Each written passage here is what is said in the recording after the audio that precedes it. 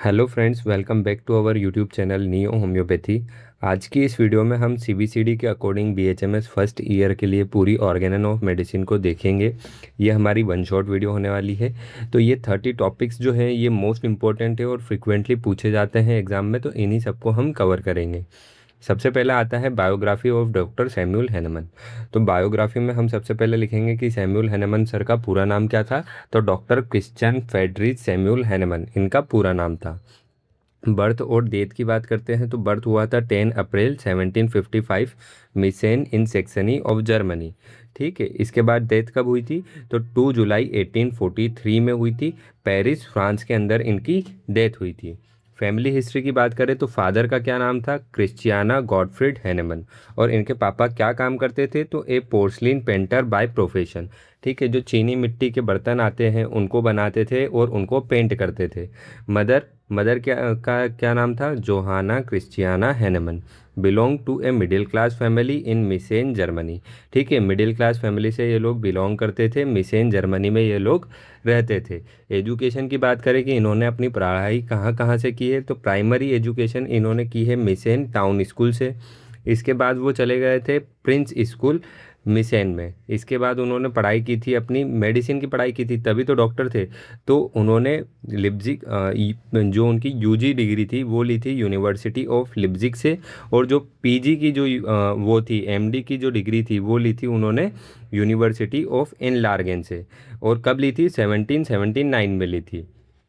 तो Hahnemann sir जो थे वो खुद एक एलोपैथिक डॉक्टर थे। कुछ सरकमस्टांसेस ऐसे आए कि उन्होंने एलोपैथी को छोड़ दिया और हेमोपैथी के बारे में खोज की और उसके बारे में पढ़ा लिखा। मेडिकल प्रैक्टिस की बात करते हैं कि इन्होंने जब अपनी डिग्री ली थी तो उसके बाद इन्होंने अपनी प्रैक्टिस कहाँ कहाँ पे की थी। तो started medical practices in various cities, बहुत सारी सिटीज़ में चालू की थी, जैसे हीट स्टेट, ड्रेसडन और लिप्जिग। ये तीन स्टेट में इन्होंने अपनी मेनली जो है तीन सिटीज़ में अपनी प्रैक्टिस चालू की थी। Also work as physician, chemist और मेडिकल राइटर। इन्होंने अपने जो है केमिस्ट, जो अपन बोलते हैं कि फार्मेसी वाले, और फिजिशियन एज ए डॉक्टर और मेडिकल राइटर मतलब कि मेडिसिन्स की बुक भी ये लिखा करते थे। Treated both rich and poor with equal care. ठीक है, later settled in Torgau where he began homeopathic experiment. और बाद में इन्होंने क्या किया कि ये टॉर्ग में जो है सेटल हो गए और वहाँ पे इन्होंने होम्योपैथी के बारे में एक्सपेरिमेंट करना चालू किया। डिससेटिस्फेक्शन विथ एलोपैथी, अब ऐसा क्या हुआ कि उन्होंने एलोपैथी को छोड़ दिया और होम्योपैथी के बारे में खोज की। तो इन लेटर 18th सेंचुरी, ठीक है, 18th सेंचुरी में जो थी मेडिकल प्रैक्टिस, जो डॉक्टर थे वो बहुत ज़्यादा हार्श दुखदायक ट्रीटमेंट करते थे और अनसाइंटिफिक था वो सब। जैसे उस टाइम पे मैंने पढ़ा था, इसमें लिखा नहीं है, कि अगर किसी के सर में मतलब दर्द हो रहा है, बहुत ज़्यादा माइग्रेन के टाइप की उसको प्रॉब्लम है, तो उसके सर में छेद कर दिया जाता था ये मान के कि इसके अंदर बुरी इविल है, बुरी आत्मा है जो इस छेद से बाहर आ जाएगी। और क्या किया जाता था कि अगर किसी की बॉडी में बार बार फीवर हो रहा है, इन्फेक्शन हो रहा है, तो उसकी नसें काट दी जाती थी हाथ की, ताकि जो है बुरी आत्मा वहाँ से बाहर निकल सके। तो इस टाइप के उस टाइम पर मेडिकल ट्रीटमेंट थे। अगर किसी के हाथ पाँव में चोट लग गई है और वहाँ पे इन्फेक्शन हो रहा है तो उसको गर्म खोलते हुए तेल में डाल दिया जाता था, ये सोच के कि ये इन्फेक्शन ख़त्म कर देगा। तो ये अनसाइंटिफिक था और बहुत ज़्यादा हार्श था। पेशेंट जितना ज़्यादा दर्द से परेशान नहीं था उतना ज़्यादा ट्रीटमेंट से परेशान हो जाता था।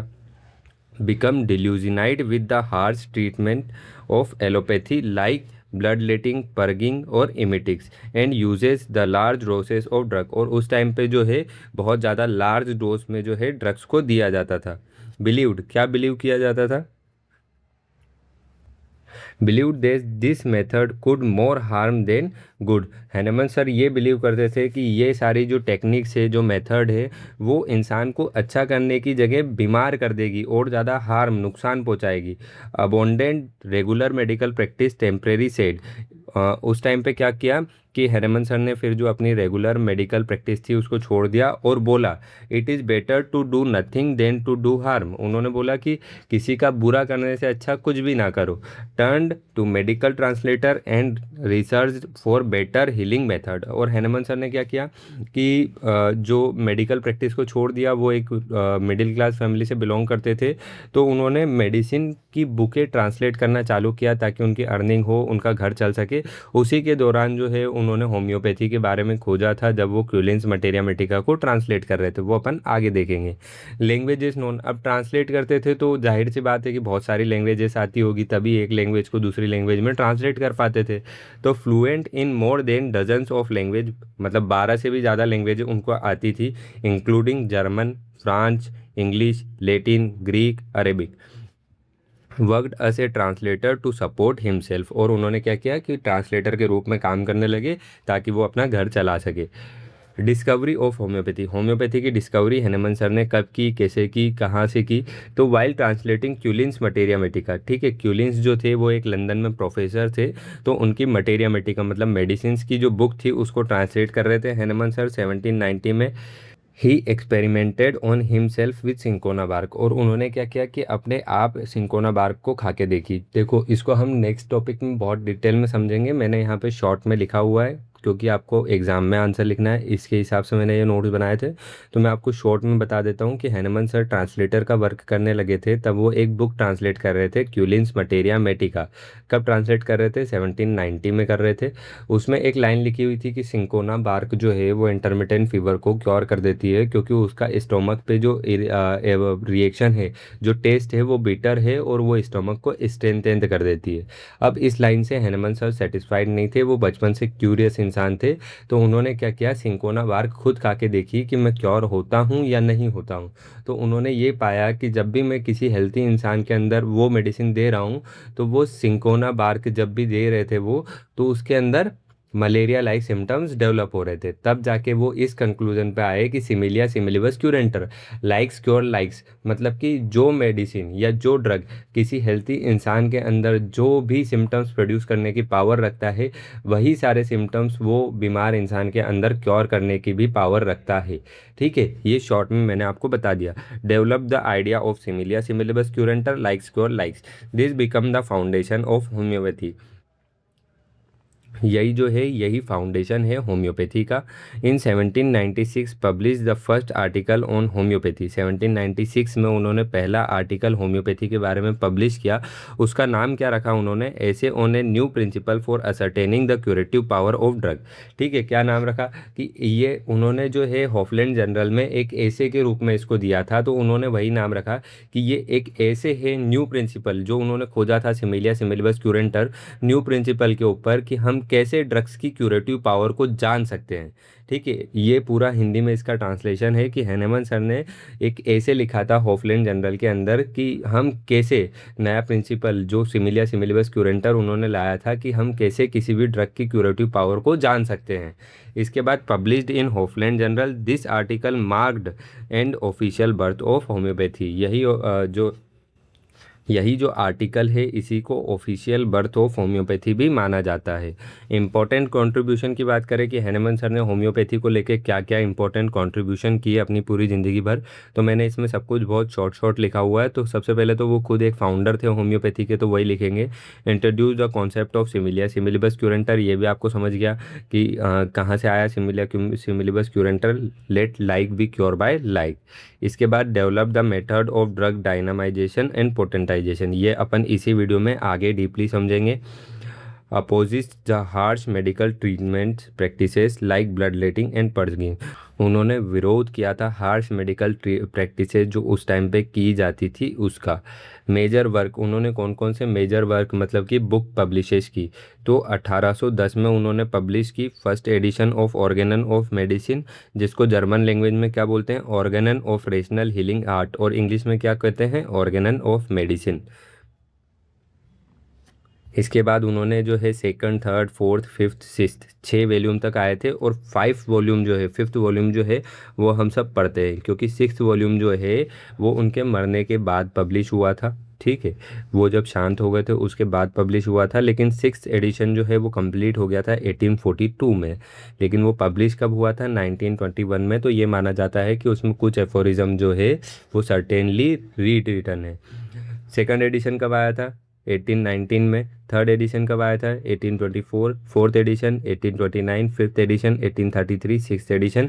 ये सारे एडिशन के नाम आपको याद होने चाहिए, और क्या याद होना चाहिए? सन याद होना चाहिए। ये भी अपन आगे देखेंगे। मटेरिया मेटिका प्यूरा की 6 वॉल्यूम आई थी, जो आजकल 3 वॉल्यूम्स के अंदर आती है।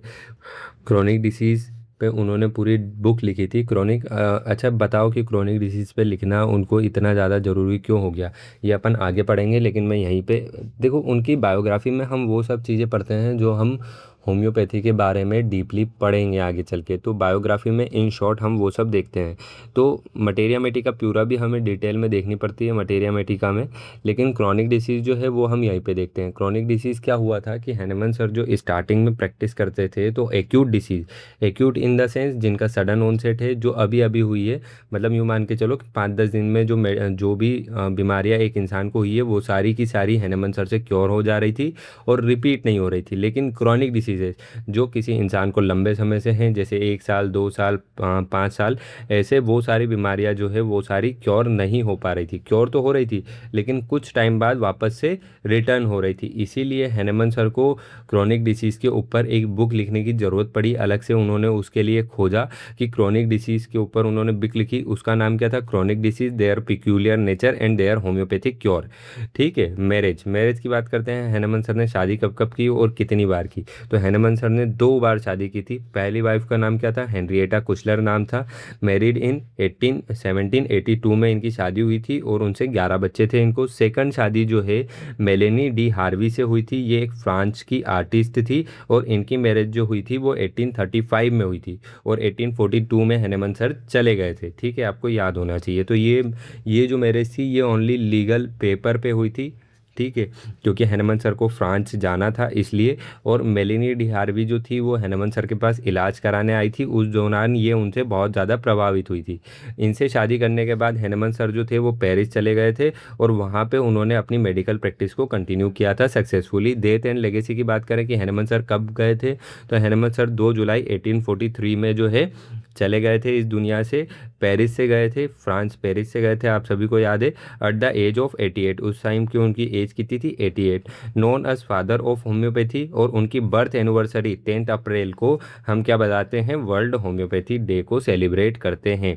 अब इसके बाद सेकंड टॉपिक हमारा आता है कि discovery of homeopathy. Discovery of homeopathy कि हैरमन सर, अब इसमें हम शॉर्ट में बायोग्राफी लिखेंगे क्योंकि हमें आंसर भी बड़ा करना है और इतना सब हम याद नहीं रख सकते अलग अलग। तो सबसे पहले वही कि फैमिली हिस्ट्री क्या है, कि फादर का नाम क्या है, वो क्या काम करते थे, मदर का नाम क्या है, वो क्या करते थे, वो मिडिल क्लास फैमिली से थे, उनकी मैरिज कब कब हुई, तो वही सब। तो फादर का नाम क्या था, Christian Gottfried Hahnemann, porcelain painter थे प्रोफेशन से। मदर का नाम क्या था, Johanna Christiana Hahnemann, belong to middle class family, Meissen Germany में रहते थे। मैरिज हुई थी हेनरिएटा कुशलर से, 1782 में हुई थी इनकी मैरिज। इनसे 11 बच्चे थे। After death Meloni D Harvey से उनकी शादी हो गई, फ्रेंच की आर्टिस्ट थी। 1835 में इनकी शादी हुई थी।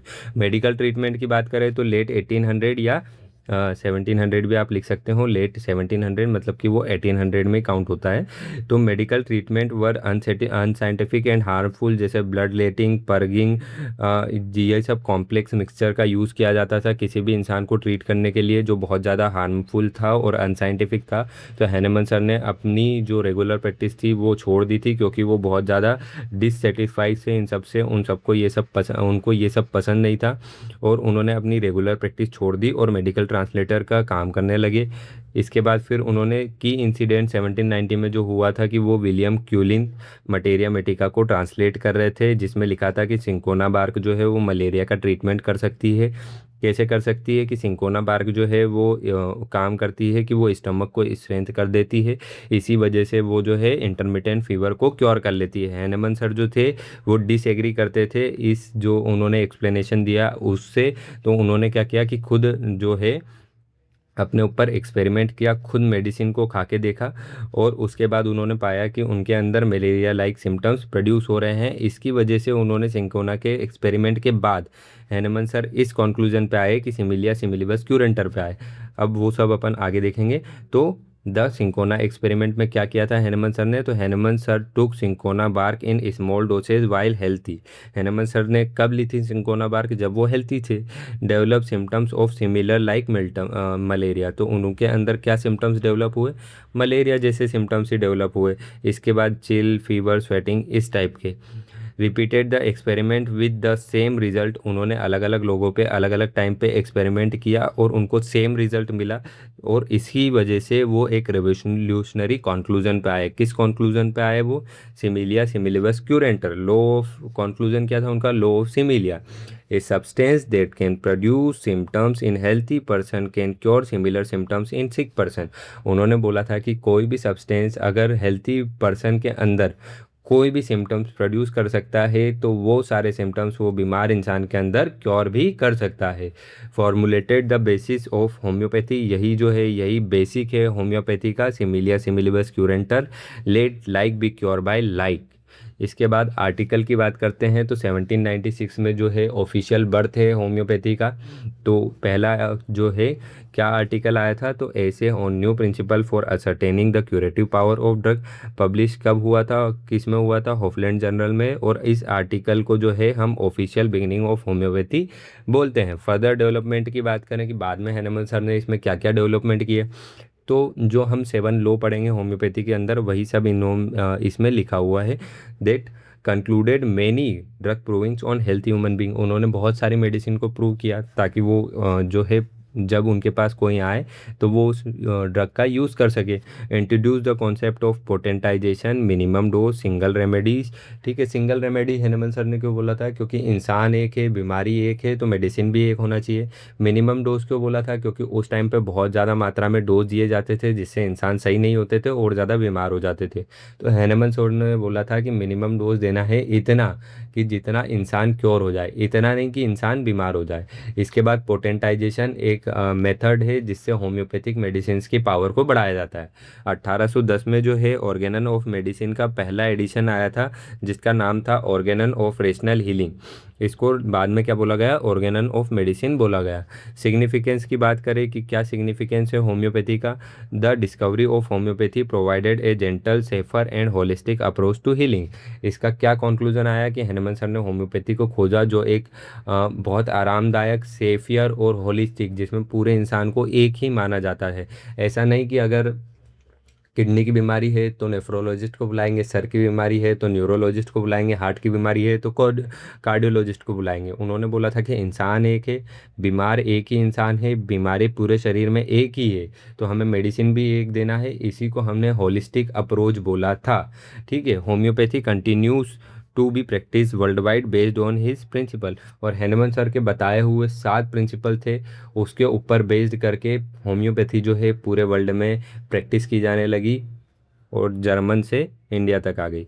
इसके बाद फिर हम देखेंगे कि क्या क्या फंडामेंटल प्रिंसिपल थे जिनके ऊपर होम्योपैथी प्रैक्टिस की जाती है।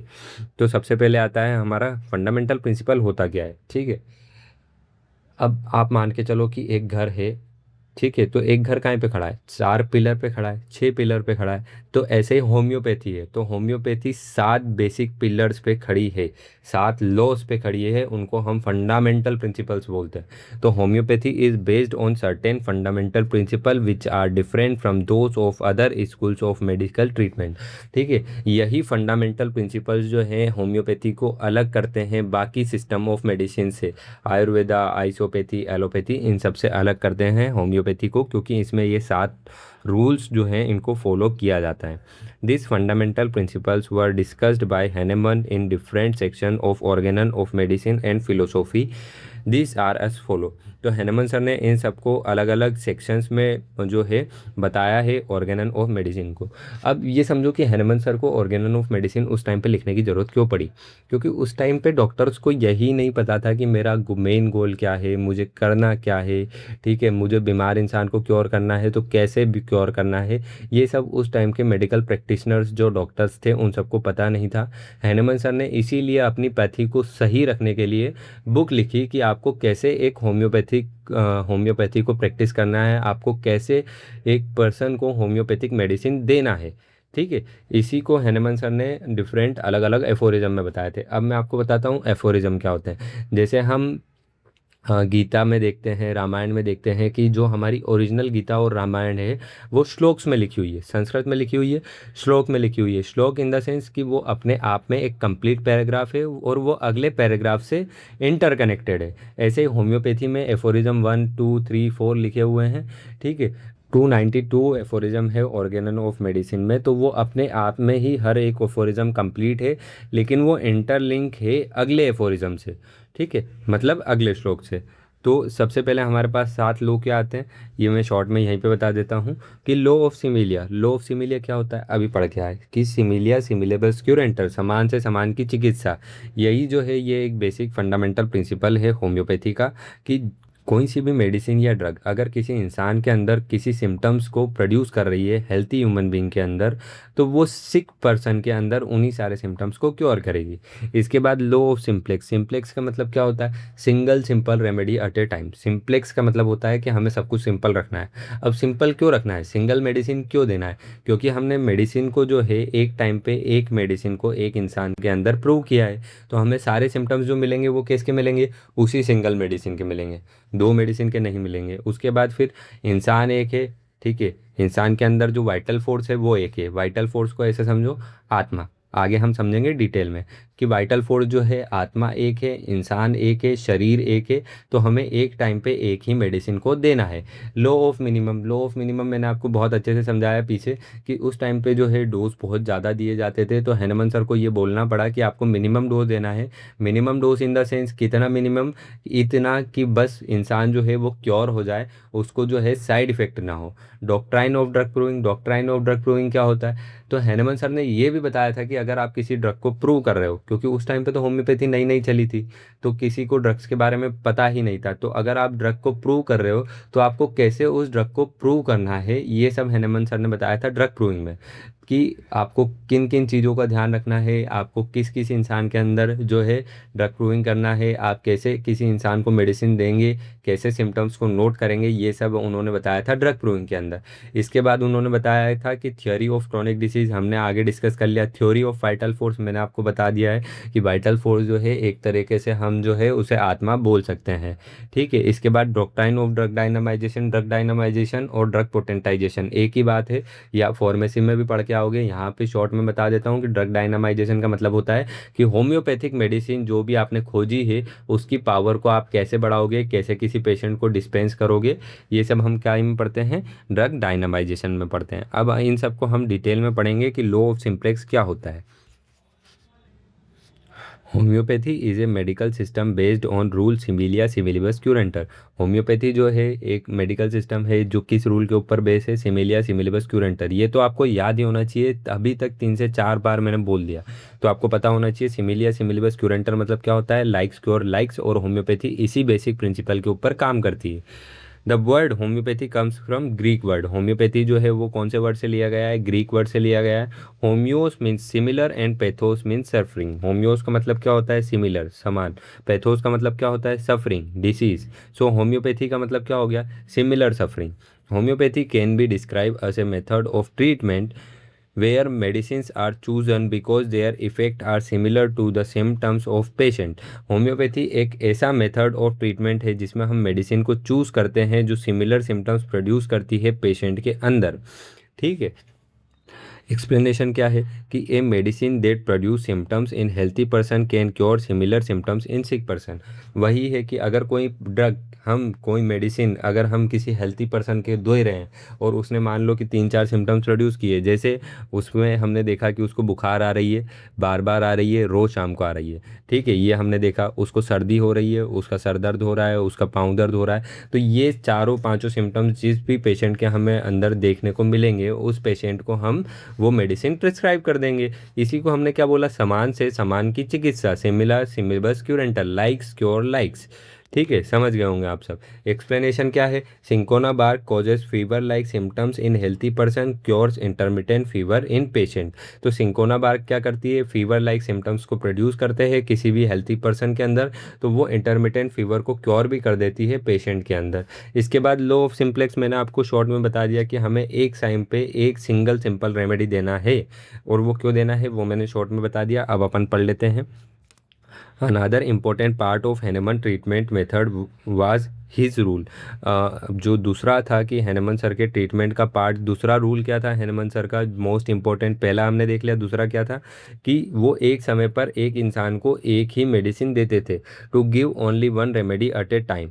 इन Organon of medicine aphorism number 273। कौन से एफोरिज्म में बताया है हैनेमन सर ने इसको? 273 में बताया था कि explain the reasons of this rule. उन्होंने बताया था कि ऐसा क्यों करता हूँ कि मैं एक समय पर एक ही मेडिसिन देता हूँ। तो सबसे पहला वही है कि proved singly homeopathic medicines were proved one by one and the materia medica was built from the effect of single remedies। तो अब हमने एक इंसान के अंदर एक समय में एक ही मेडिसिन दी और उसी के सिम्टम्स नोट किए। जब हमने उसको 10-12 बार प्रूव कर लिया तो हमारी जो है एक मेडिसिन कम्प्लीटली प्रूव हो गई। ऐसे अगर हमने 10-12 मेडिसिन प्रूव कर ली और उनको एक साथ लिख दिया तो हमारा जो है मटेरिया मेटिका बिल्ड हुआ है। तो मतलब हमने एक समय पर एक इंसान के अंदर एक ही मेडिसिन को प्रूव किया है। तो अगर हम कॉम्प्लेक्स मेडिसिन देंगे तो वो अपने आप में एक अनप्रेडिक्टेबल इफेक्ट कॉज करेगी। ठीक है, ये भी एक कारण है। और दूसरा कारण, पहला कारण तो यही है कि हमने एक इंसान के अंदर एक समय पर एक ही मेडिसिन को प्रूव किया है। इसी से हमें सिंगल सिंपल रेमेडी का कॉन्सेप्ट मिलता है। चाहे हमने वो प्लान करके प्रूव किया हो, मतलब कि हमने उसको इच्छा से दी हो वो ड्रग, या तो वो एक्सीडेंटली ऑब्जर्वेशन हुआ हो। Accidentally observation in the sense कि किसी को स्नेक बाइट हो गया, ठीक है, सांप ने काट लिया, जैसे लेकेसिस। तो किसी को सांप ने काट लिया, सांप ने काटा तो वो किसी ने जानबूझ के तो नहीं कटवाया ना। कोई बोलेगा मुझे सांप से कटवा दो? कोई नहीं बोलेगा। तो जब किसी को एक्सीडेंटली सांप ने काटा तो हमने उसके सारे सिम्टम्स को नोट कर लिया। ठीक है, जब ऐसे 10-12 केसेस हमने देखे तो उनके 10-12 केसेस को हमने नोट बंद कर लिया और ऐसे हमारी लेकेसिस मेडिसिन जो है वो प्रूव हुई है। Avoid unpredictable effect. अब आपको सभी को पता है कि केमिस्ट्री में अगर हम दो ड्रग को एक साथ कंबाइन करेंगे तो वो तीसरा ही अपने आप का मॉलिक्यूल बना लेंगे, जिसको हम नया मॉलिक्यूल बोलेंगे। जैसे अब मान लो कि H2 को मिलाया प्लस O को मिलाया तो क्या बनागा? H2O, वाटर बन जाएगा। ठीक है, तो अब वो वाटर जो है वो अपने आप में एक नया मॉलिक्यूल है। तो हमने जब सिंगली प्रूव किया है तो हम नया अनप्रेडिक्टेबल इफेक्ट, अब वो वाटर अपने आप में ही एक अलग जो है सिम्टम्स को कॉज करेगा या सिम्टम्स प्रोड्यूस करेगा। तो हम कैसे बता पाएंगे कि जो है हमने दो ड्रग दिए हैं तो कौन से ड्रग ने क्योर किया है? वो तो एक नया ही ड्रग बन गया ना। If more than one drug is given together there combination action can not B predicted, mixture become a new medicine. वही H को मिलाया O को मिलाया तो H2O बन गया। तो ये तो अपने आप में नई न्यू मेडिसिन बन गई जिसको हमें प्रूव करना पड़ेगा पहले। इसके बाद फिर बात करते हैं only one most similar remedy exist at any given time there can only be one medicine that matches the patient symptoms correctly।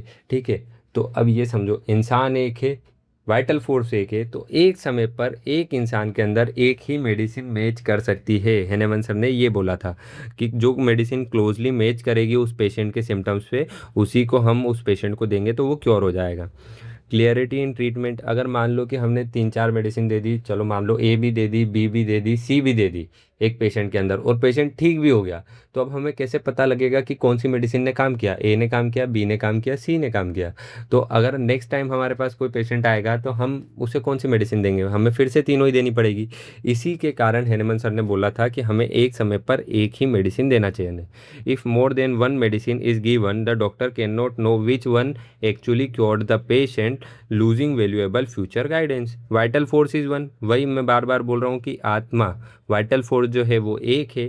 The single life principle controlling the human body, जो ह्यूमन बॉडी को control कर रहा है वो एक है। तो should be treated single medicine to restore the balance and harmony. इसको हम आगे डीपली देखेंगे। लॉ ऑफ मिनिमम, ये सारी चीज़ें एक्चुअली हम सबको डीपली देखना है। ठीक है, कुछ चीज़ें आप फार्मेसी में डीपली देखेंगे, कुछ चीज़ें आप ऑर्गेनन में डीपली देखेंगे। जैसे वाइटल फोर्स हो गया तो उसको आपको ऑर्गेनन में देखना है, क्रोनिक डिसीज हो गया वो आप ऑर्गेनन में देखेंगे, ड्रग प्रूविंग हो गया वो ऑर्गेनन में लिखा हुआ है लेकिन फार्मेसी में बहुत डीपली लिखा हुआ है। ठीक है, इस टाइप से आपको देखना पड़ेगा क्योंकि यही 7 प्रिंसिपल जो है इन पे बेस्ड करके आप अपनी होम्योपैथी को प्रैक्टिस करेंगे आगे जाके। ठीक है, इसके बाद law of minimum. Law of minimum की डेफिनेशन क्या है? A medicine should be given in smallest quantity that can produce the desirable curative effect. ठीक है, समझना, क्यूरेटिव इफेक्ट मतलब कि कोई हम उस इंसान को इतना कोई सी भी मेडिसिन का हम किसी इंसान को इतना स्मॉलेस्ट डोज देंगे कि वो उस बीमारी को क्योर कर ले without causing unnecessary disturbance. Unnecessary disturbance in the sense side effect, without causing any side effect to the vital force. कुल मिला के बताऊं तो इस डेफिनेशन में यही है कि भाई आपको स्मॉलेस्ट डोज देना है। स्मॉलेस्ट डोज किसे बोलते हैं? इतना कि इंसान क्योर हो जाए लेकिन उसे कोई भी साइड इफेक्ट ना हो। हैनमन सर ने ये कौन से ऑर्गेनन ऑफ मेडिसिन के एफोरिज्म में बताया है? तो 272 और 248, इन दो एफोरिज्म में हैनमन सर ने इनकी बात की है। इसके बाद फिर हमारे पास आता है मीनिंग ऑफ मिनिमम डोज। तो वही लिखा हुआ है, the smallest amount that can excites the vital force just to bring out the cure without causing the harm. तो हेनमन सर ने बोला है कि स्मॉलेस्ट डोज मतलब कि वो डोज के इंसान जो है वो क्योर हो जाए, कोई भी उसे हार्म ना हो, साइड इफेक्ट ना हो। This principle led to the discovery of potentization. इसी प्रिंसिपल की वजह से जो है पोटेंटाइजेशन का रूल सामने आया। एडवांटेज क्या है अगर हम मिनिमम डोज देंगे तो? सबसे पहले तो कोई साइड इफेक्ट नहीं होगा। अनवांटेड एग्रावेशन बोलते हैं। एग्रावेशन मतलब कि सिम्टम्स का इंटेंसिफाई हो जाना। प्रिवेंट्स ऑर्गन डैमेज, ठीक है, ऑर्गन डैमेज नहीं होगा, ड्रग एडिक्शन नहीं होगा, साइड इफेक्ट नहीं होगा। Maintain similarity between the disease symptoms and proving symptoms. ये जो है अगर हम मिनिमम डोज देंगे तो जब हमने प्रूविंग की थी किसी भी इंसान के अंदर तब भी हमने मिनिमम डोज दिया था। तो अब अगर हम बीमार इंसान के अंदर भी मिनिमम डोज देंगे तो सिम्टम्स की सिमिलरिटी हमें देखने को मिलेगी अधिकतर। Doctrine of drug proving. Doctrine of drug proving क्या है भैया? तो सबसे पहले definition, drug proving means the systemic testing of a drug. ठीक है, ड्रग प्रूविंग का मतलब क्या है कि हम एक systemic, systemic in the sense कि एक वे में पहले ए स्टेप पूरी होगी, फिर बी स्टेप पूरी होगी, फिर सी स्टेप पूरी होगी और उसके बाद हम बोल देंगे कि ड्रग प्रूव हो गया।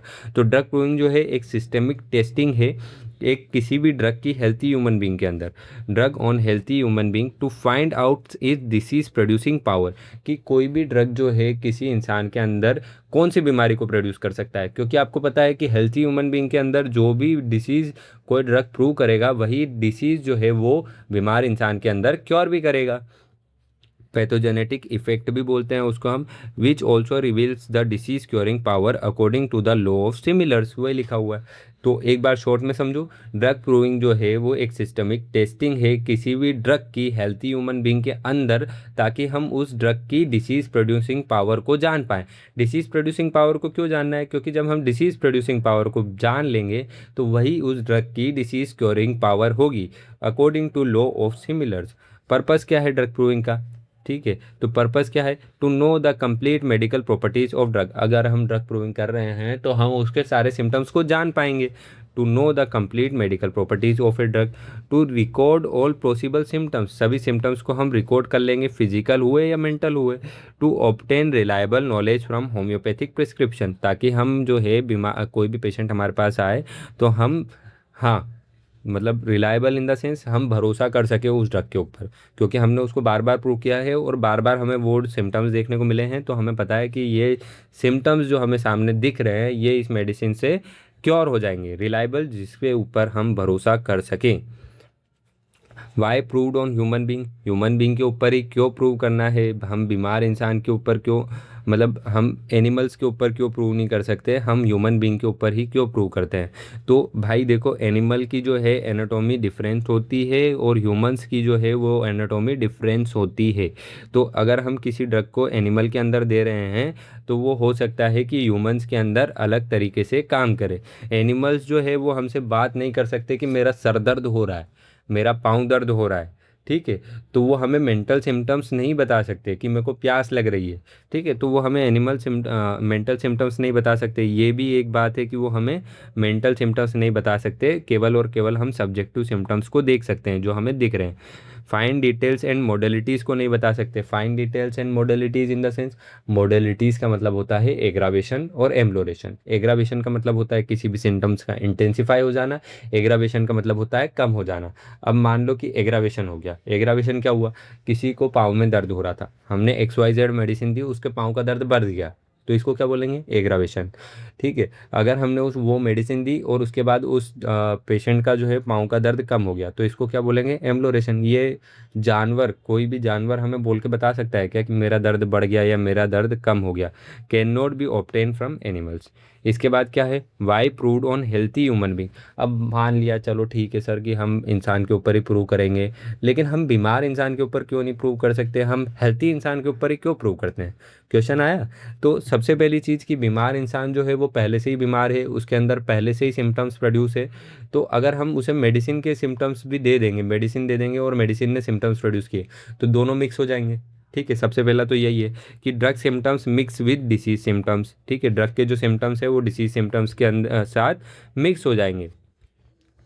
Action of drug on sick person is different from the action of healthy person. Sick इंसान के अंदर जो है ड्रग का जो एक्शन है वो डिफरेंट हो सकता है as compare to healthy human beings. इसके बाद क्या आता है हमारा थ्योरी ऑफ क्रॉनिक डिसीज। एक बार शॉर्ट में बता चुका हूँ, वही सब यहाँ पे लिखा है। हैनेमन नोटिस, ठीक है, हैनेमन सर ने नोटिस किया that in spite of best homeopathic treatment chronic diseases kept coming back while acute diseases did not. Hahnemann sir ने नोटिस किया कि भाई मैं अच्छे से अच्छे तरीके से भी होम्योपैथिक मेडिसिन दे रहा हूँ, तो अभी क्रॉनिक डिसीज जो है वो बार बार आ रही है और एक्यूट डिसीज जो है वो क्योर हो जा रही है। तो इसी के लिए उन्होंने 12 साल फिर रिसर्च की। ठीक है, आफ्टर 12 ईयर ऑफ रिसर्च उन्होंने क्या पाया, he found that chronic disease are caused by chronic miasm. उन्होंने पाया कि क्रॉनिक डिसीज जो है वो क्रॉनिक मियाज्म की वजह से हो रही है। सबसे पहली सोरा, सिफिलिस, साइकोसिस। सोरा जो है वो मेन कोज है, मदर ऑफ मोस्ट डिसीज है। अगर किसी इंसान को, अगर 8 इंसान को डिसीज़ है तो 8 में से 7 को मेनली सोरा की वजह से ही डिसीज़ होगी। Psora is the most chronic illness. इसको हम आगे डिटेल में भी देखेंगे, लेकिन यहाँ पे शॉर्ट में देख लो। Psora causes the most chronic illness. Psora जो है वही सबसे ज़्यादा क्रोनिक इलनेस को कॉज करता है। अब क्रोनिक और एक्यूट का डिफरेंस भी चलते समझते चलो। क्रोनिक मैंने आपको पहले बता दिया है, वैसे तो 1, 2, 5 साल से अगर किसी को बीमारी हो रही है, इनफैक्ट 1 महीने पहले से या 2 महीने पहले से भी अगर किसी को बीमारी हो रही है, तो उसको हम क्या बोलेंगे, क्रोनिक बोलेंगे। एक्यूट किसे बोलेंगे, विद इन ए वीक और विद इन 10 दिन 15 दिन के अंदर किसी इंसान को कोई बीमारी हुई है तो उसको हम क्या बोलेंगे, acute disease. While syphilis and sycosis causes the rest. अब मान लो कि किसी को सोरा जो है वही मोस्ट क्रोनिक इलनेस को कोज करता है। बहुत सारी क्रोनिक इलनेस का जो मेन कोज है वो क्या है, सोरा है, और बाकी जो 1-2 बचेगी उसके लिए क्या है, सिफिलिस और साइकोसिस है। Cure is possible only by anti miasmatic medicine. अब इसको क्या बोला सर ने, क्रोनिक मियाज्म बोला। तो अब मियाज्म के लिए हमें कौन सी मेडिसिन देनी पड़ेगी, एंटी मियाजमेटिक मेडिसिन देनी पड़ेगी, तब जाके हम क्रोनिक डिसीज़ को जो है क्योर कर पाएंगे। This idea first appear in 4th edition of Organon of medicine. ये क्रोनिक डिसीज़ के बारे में सबसे पहले हैनेमन सर ने कहाँ पे बात की थी, तो 4th edition of Organon of medicine में बात की थी, जो 1829 में आया था, but was fully explained in his 1828 book. Chronic disease की जो देखो, सबसे पहले हैनेमन सर ने इस आइडिया को 4th एडिशन में लाया। 4th एडिशन के अलावा इन्होंने पूरी तरीके से इनको एलोबरेट करके किस बुक में समझाया, क्रोनिक डिसीज़ के अंदर समझाया। Their peculiar nature and their homeopathic cure, जो हमने आगे पढ़ के आए। देखो मैंने नोट्स ऐसे बनाए हैं ना कि आप एक चीज़ पढ़ोगे दूसरी चीज़ आपको अपने आप समझ में आ जाएगी। बस मेरे साथ समझते चलो, ये वीडियो पूरी देख लो। ठीक है, मैं आपको बता रहा हूँ कि ये वीडियो पूरी देख लोगे तो 50 से 60% तो मैं यहीं पे याद करा दूंगा, और अगर आपने 3 से 4 बार इस वीडियो को देख लिया तो आप पेपर देने भी चले जाओगे तो भी कोई दिक्कत वाली बात नहीं है। इतना तो लिख ही दोगे कि पास हो जाओ। लेकिन ऑर्गेनन में आपको एक चीज़ हमेशा याद रखना है कि ऑर्गेनन में आपको बुक की लैंग्वेज लिखना है। ठीक है, ऑर्गेनन जो है बाकी सब्जेक्ट जैसा नहीं है कि हाँ आप लिख के आए हो तो आपको पास कर देंगे। ऑर्गेनन में जो हैनेमन सर ने लिखा है एफोरिज्म में, जैसे हम आगे देखेंगे, सर्टेन एफोरिज्म जो है अज इट इज़ हमको लिखने पड़ते हैं, तो उनको याद करना पड़ता है। Theory of vital force. Theory of vital force क्या है, मैंने आपको बताया वाइटल फोर्स एक तरीके से हम मान सकते हैं कि आत्मा है। Homeopathy teaches that every living being has a vital force. Homeopathy हमें क्या बताती है कि हर एक इंसान के अंदर एक आत्मा है, एक वाइटल फोर्स है, अन इनविजिबल एनर्जी। उसको वाइटल फोर्स को हैनेमन सर ने कैसे बताया है, अन इनविजिबल एनर्जी जिसे हम देख नहीं सकते, that keeps the body mind and spirit working together. और जो बॉडी माइंड और स्पिरिट को एक साथ काम कराती है उसको हैनेमन सर ने क्या बोला है, वाइटल फोर्स बोला है। डॉक्टर हैनेमन ने aphorism number 10 of Organon of medicine में बोला है, विदाउट द वाइटल फोर्स, कि without vital force a body can not feel. अगर किसी इंसान के अंदर वाइटल फोर्स नहीं है तो बॉडी जो है वो किसी भी पेन को या किसी भी खुशी को फील नहीं कर पाएगी, काम नहीं कर पाएगी, यहाँ तक कि जी भी नहीं पाएगी। दिस फोर्स कंट्रोल और सेंसेशन फंक्शंस इन हेल्थी और डिसीज़। ये जो है वाइटल फोर्स यही सारे सेंसेशन को, सारे फंक्शंस को कंट्रोल करता है एक बॉडी के अंदर, चाहे वो डिसीज़ कंडीशन में हो चाहे वो हेल्थी कंडीशन में हो। ठीक है, तो हैनेमन सर ने होम्योपैथी में वाइटल फोर्स को कैसे बताया है कि ये एक इनविजिबल एनर्जी है जो बॉडी माइंड स्पिरिट को साथ में काम कराती है। अगर वाइटल फोर्स किसी इंसान के अंदर नहीं है तो वो इंसान ना फील कर पाएगा, ना वर्क कर पाएगा, ना जी पाएगा।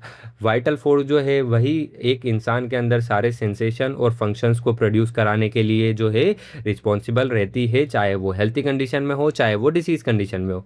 अब हम देखेंगे वाइटल फोर्स इन हेल्थ क्या होता है। वाइटल फोर्स हेल्थ के अंदर जो है बॉडी को फंक्शंस करने देता है और फीलिंग नॉर्मल। अगर वाइटल फोर्स जो है वो हेल्थी कंडीशन में, तो बॉडी को जो है हेल्थी फील होगा, नॉर्मल फील होगा, और फंक्शंस जो है वो हार्मोनी में चलते रहेंगे। हार्मोनी मतलब कि लाइन से चलते रहेंगे। डिसीज कंडीशन में वाइटल फोर्स क्या हो जाता है, डिसीज कंडीशन में वाइटल फोर्स जो है वो डिस्टर्ब हो जाता है।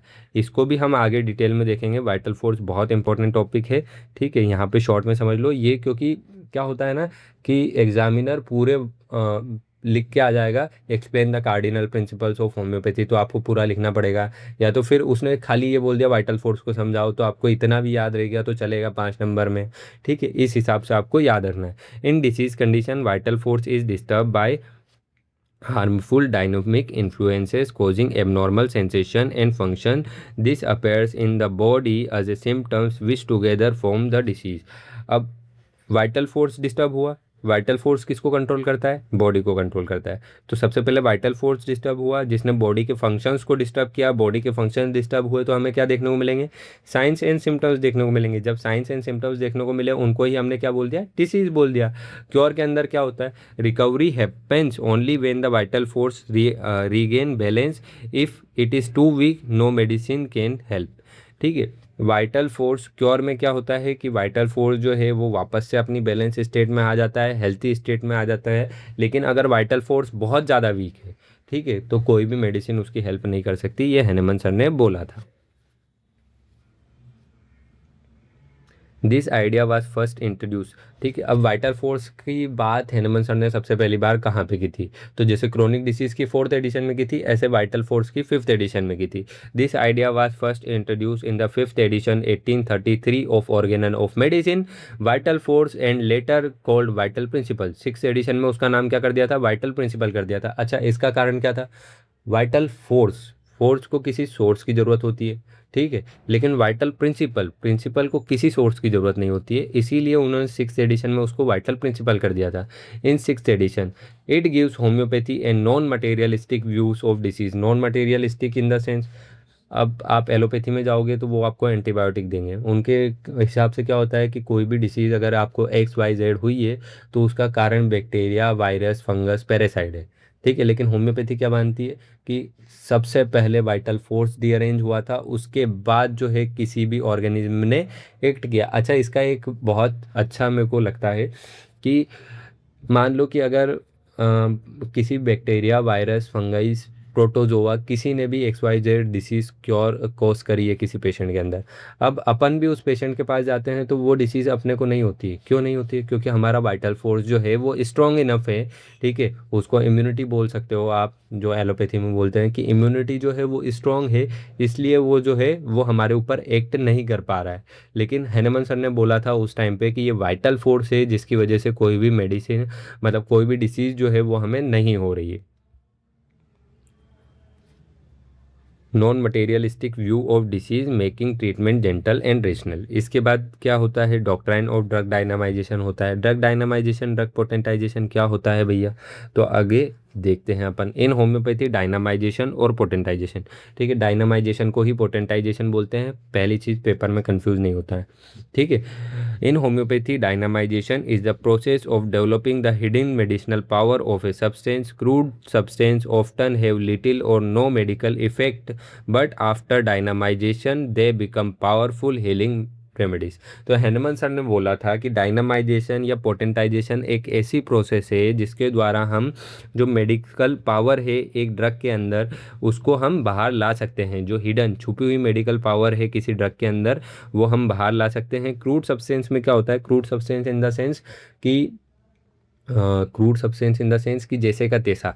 ठीक है, क्रूड सब्सटेंस के अंदर क्या होता है कि बहुत कम या कोई भी मेडिकल पावर नहीं होते हैं, लेकिन डायनामाइजेशन के बाद जो है उनकी पावर को हम बाहर ला सकते हैं। अब इसको ऐसे समझो कि सांप का जहर से हमारे पास मेडिसिन बनती है लेकेसिस। अगर लेकेसिस हम डायरेक्ट किसी इंसान को देंगे तो इंसान मर जाएगा।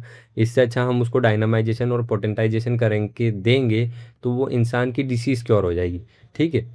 इसके बाद हमारे पास आता है लेग केन। लेग केन जो है वो कुत्ते की लार से बनता है, कुत्ते के दूध से बनता है। ठीक है। लेग केन जो है वो कुत्ते के दूध से बनाई जाती है। अब अगर हम कुत्ते के दूध को डायरेक्ट देंगे तो हो सकता है कि कुछ जो है साइड इफ़ेक्ट हमें देखने को मिले, लेकिन होम्योपैथिक डायनामाइजेशन से हम उसके जो क्रूड सब्सटेंस हैं उसको कम कर देते हैं और उसकी पावर को बढ़ा देते हैं ताकि वो कोई साइड इफ़ेक्ट कोज ना करे और पेशेंट को केवल और केवल क्योर करे, बेनिफिट करे। डेफिनेशन।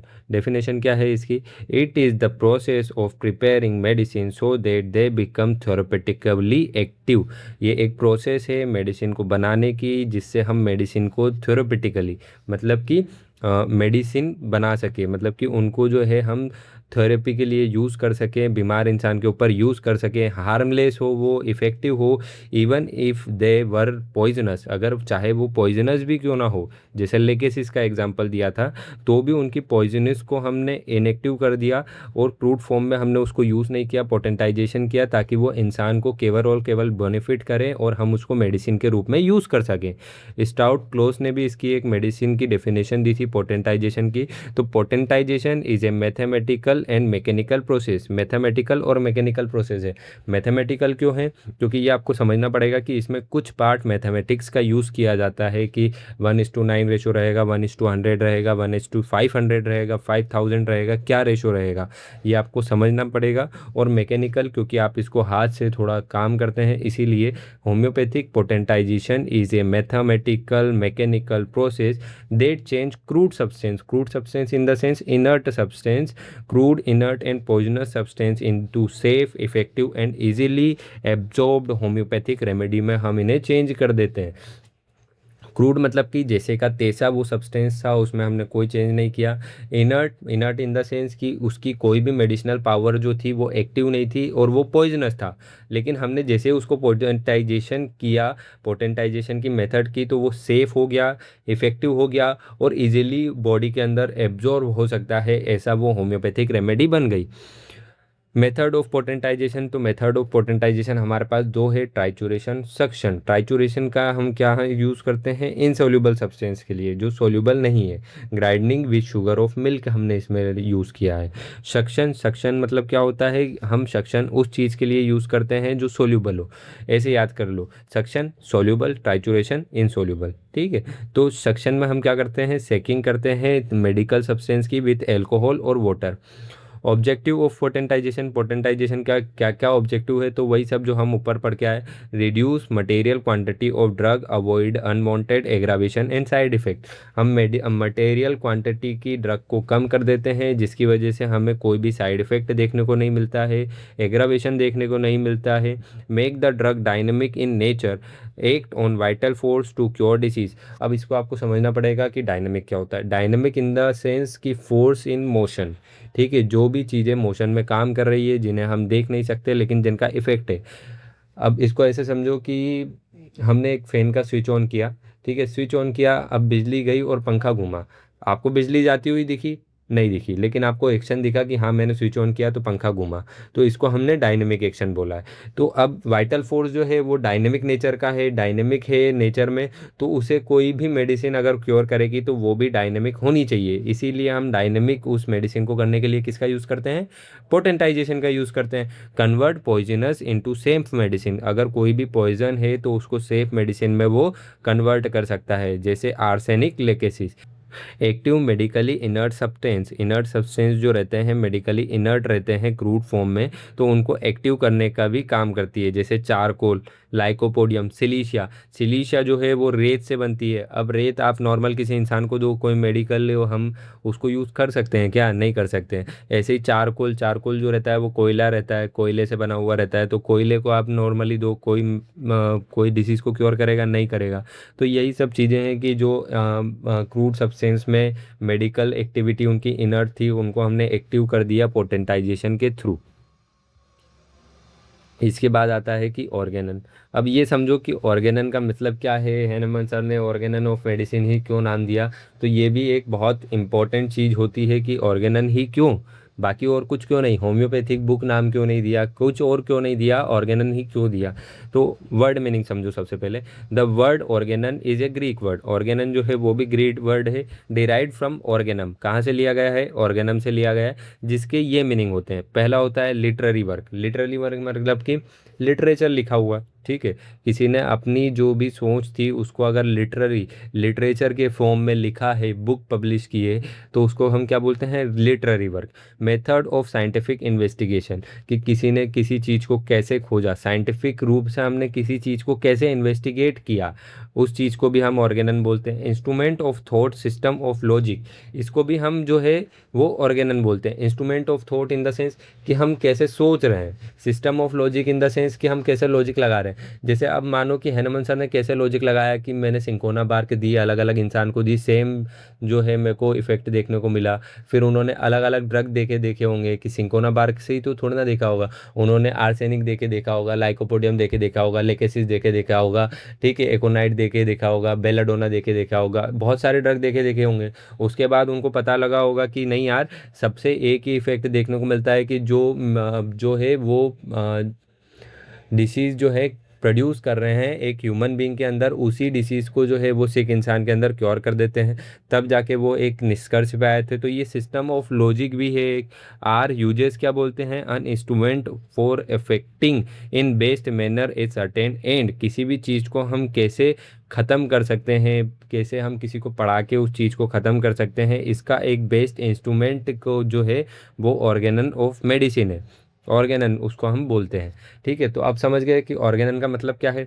अब समझ गए कि हैनमन सर ने ऑर्गेनन ही नाम क्यों दिया, क्योंकि उन्होंने लिटरेरी वर्क लिखे थे, साइंटिफिकली उन्होंने सोचा था, उनका एक ये सोचने की एक तरीका था, सोच थी कि हम कैसे किसी चीज़ को काम करें। और आर यूजेस के अकॉर्डिंग जो है कि हम किसी चीज़ को कैसे एंड कर सकते हैं बहुत इफ़ेक्टिव मैनर में, ताकि लोग बाग उसको अच्छे से समझ जाए, उसको भी क्या बोलते हैं? ऑर्गेनन बोलते हैं। इसीलिए उन्होंने क्या नाम दिया? Organon of medicine. Medicine in the sense medical matter.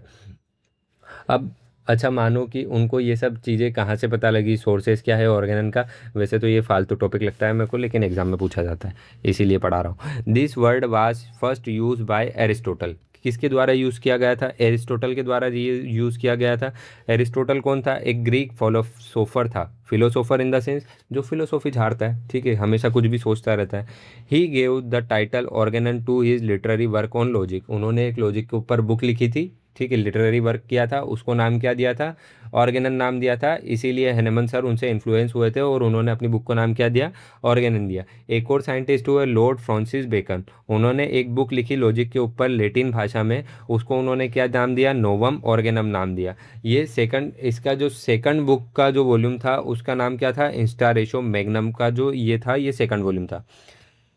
Lord Francis bacon ने एक बुक लिखी थी इंस्टा रेशो मैग्नम, उसका सेकंड एडिशन का नाम क्या था? नोवम ऑर्गेनम। और ये बुक काय के ऊपर थी? लॉजिक के ऊपर थी।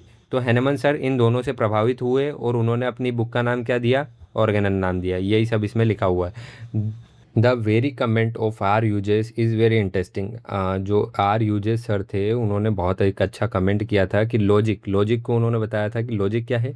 आर्ट ऑफ रीजनिंग है। Art of reasoning in the sense आप इसको ऐसे समझो कि लॉजिक जो है, एक पेड़ आपने कहीं पे लगाया है और वो मर रहा है, ठीक है, डाइंग, वो मर रहा है। तो आप ये सोचोगे कि मैंने इसको पानी नहीं दिया कि इसको ज़्यादा सनलाइट मिल रही है, ठीक है। ये जो आपने सोचा, इसको क्या बोलते हैं? Art of reasoning. इसी को क्या बोलते हैं? लॉजिक। लॉजिक का मतलब क्या होता है? आर्ट ऑफ रीजनिंग हो गया। Is the instrument of research and discovery. इसी को हम क्या बोलते हैं, लॉजिक को ही हम बोलते हैं कि instrument of research and discovery. तो मेडिकल में, मेडिसिन में लॉजिक क्या होना चाहिए, an instrument which the physician should use for the discovery of best remedies for disease. जो मेडिकल में लॉजिक यूज़ किया जाता था, किया जाता है कि फिजिशियन अपना लॉजिक यूज़ करता है, ऑब्जर्व करता है कि अच्छा ये पेशेंट मेरे पास आया है तो इसको बुखार हो रही है, तो इसको बुखार कब से हो रही है, इसको बुखार क्यों हुई है, ठीक है, इसको ये सिम्टम्स क्यों आए हैं। तो ये सब लॉजिक एक जो डॉक्टर है वो लगाता है ताकि वो एक बेस्ट रेमेडी किसी भी डिसीज़ के लिए खोज सके। इसी को क्या बोला है, लॉजिक बोला है। ये यहाँ पे आना था, ठीक है, ये थोड़ा सा डिफरेंट दिक्कत हो गई है शायद, ये टाइपिंग मिस्टेक हो गई है, ये यहाँ पे आएगा, ठीक है, इसके आगे। तो ठीक है, हमारा ऑर्गेनन हो गया। ऑर्गेनन क्या था, ऑर्गेनन का मतलब होता है literary work, method of scientific investigation, instrument of thought, system of logic. यार यूजर्स ने बोला था कि किसी भी चीज़ को इफेक्टिव मैनर में ख़त्म करने का एक तरीका। दो तरीके से हैनेमन सर प्रभावित हुए थे। पहले थे अरिस्टोटल, जिन्होंने एक ग्रीक फिलोसोफर थे, जिन्होंने बुक लिखी थी ऑर्गेनन, जिसका टाइटल क्या, जिन्होंने एक लिटरेरी बुक लिखी थी लॉजिक के ऊपर, जिसका टाइटल क्या था, ऑर्गेनन नाम था। एक लॉर्ड फ्रांसिस बेकन नाम के एक साइंटिस्ट हुए जिन्होंने लॉजिक के ऊपर बुक लिखी, ठीक है, उसका नाम था इंस्टारेशो मैग्नम। उसकी सेकंड वॉल्यूम जो आई थी वो थी नोवम ऑर्गेनम, जिस वो जो बेस्ड थी लॉजिक के ऊपर। हैनेमन सर इन दोनों से प्रभावित हुए, एरिस्टोटल से और लॉर्ड फ्रांसिस बेकन से, और उन्होंने अपनी बुक का नाम क्या रखा, ऑर्गेनन नाम रखा। आर यूजेस ने कमेंट किया था कि मेडिसिन में जो है लॉजिक कैसे यूज़ होता है कि एक डॉक्टर जो है अपना लॉजिक यूज़ करके बेस्ट रेमेडी निकालता है किसी भी डिसीज़ के लिए। इसी को हमने इंस्ट्रूमेंट ऑफ रिसर्च और डिस्कवरी, आर्ट ऑफ रीजनिंग बोला है लॉजिक को। इसके बाद हम बात करेंगे Organon of medicine and its different edition. Previous question से ये क्वेश्चन ज़्यादा इंपॉर्टेंट है और ज़्यादा पूछा जाता है। तो भैया समझो कि Organon of medicine Hahnemann sir को लिखने की ज़रूरत क्या थी, एम ऑब्जेक्ट क्या था, ऑर्गेनन ऑफ मेडिसिन कब आई, ठीक है, ऑर्गेनन ऑफ मेडिसिन के कितने एडिशन आए, कब कब लिखे गए, कब कब ट्रांसलेट किए गए, उनमें क्या क्या चेंजेस आए, ये सब इस पार्ट में हम देखेंगे। Organon of medicine and its different edition, introduction. Organon of Medicine is a book written by Dr. Samuel Hahnemann that contains the principle of homeopathy and their practical application. The book also includes the criticism of other different medical system prevalent during his time. तो Hahnemann sir ने बताया कि Organon of medicine जो है वो doctor Samuel Hahnemann द्वारा लिखी गई है। इसके अंदर जो है प्रिंसिपल लिखे गए हैं कि होम्योपैथी को आपको कैसे प्रैक्टिकल लाइफ में प्रैक्टिस करना है और एप्लीकेशन करना है। हैनेमन सर ने जो है बुराइयाँ की है उस समय पे जो भी डिफरेंट मेडिकल सिस्टम्स चलते थे उनके टाइम पे, कि कैसे ये सारे ट्रीटमेंट जो है ये सब ख़राब है और मेरी होम्योपैथी जो है वो अच्छी है। हर कोई अपनी चीज़ की तारीफ़ करता है, उन्होंने भी की। एम एंड ऑब्जेक्ट क्या था इसका, the aim of book was to present the practice of homeopathy to the medical professional in a logical and elaborated way. इस बुक को लिखने का सबसे पहला कारण था कि हम डॉक्टर्स को बता सके कि आपको होम्योपैथी कैसे प्रैक्टिस करना है, और मेडिकल प्रोफेशनल्स को बता सके कि आपको कैसे अपने लॉजिक का यूज़ करना है कि आप होम्योपैथी को प्रैक्टिस कर सके, किसी को होम्योपैथिक मेडिसिन दे सकें। इसको एलोबरेट वे में समझाया है हैनेमन सर ने ऑर्गेनन ऑफ मेडिसिन में। To criticise the other system and establish the superiority of homeopathy, ठीक है, उन्होंने बताया है कि कैसे दूसरे सिस्टम जो है वो ख़राब है और कैसे मेरा सिस्टम जो है वो अच्छा है। टाइटल, ठीक है, टाइटल फर्स्ट एडिशन का टाइटल क्या था, ऑर्गेनन ऑफ रेशनल इन हिलकुंडाई, ठीक है, ये काय में है, ये ग्रीक में है। उसको इंग्लिश में ट्रांसलेट करेंगे तो क्या होगा, Organon of rational medical science. Second to fifth edition title same था, ऑर्गेनन डर हिलकुंडिस्ट, इसका मतलब क्या होता है, Organon of healing art. Six edition का टाइटल क्या हो गया, Organon of medicine, R Hughes के अकॉर्डिंग। इसके बाद फिर बात करते हैं एडिशन का ओवरव्यू। तो हैनेमन सर के जीते जी 5 एडिशन पब्लिश हो गए थे उनकी लाइफ टाइम में। सिक्स एडिशन जो है वो कंप्लीट हो गया था उनके जाने के 1-2 साल पहले, लेकिन वो चले गए थे इस दुनिया से, तो वो बहुत सालों बाद पब्लिश हुआ 1921 में। उसमें कुछ एफोरिज्म जो थे वो सर्टेनली न्यू रिटर्न थे, तो उस एडिशन को हम नहीं मानते हैं, हम फिफ्थ एडिशन को मानते हैं।